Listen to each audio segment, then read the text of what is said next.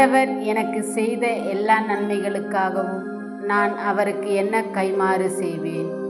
மீட்பின் கிண்ணத்தை கையில் எடுத்து ஆண்டவரது பெயரை தொழுவேன்.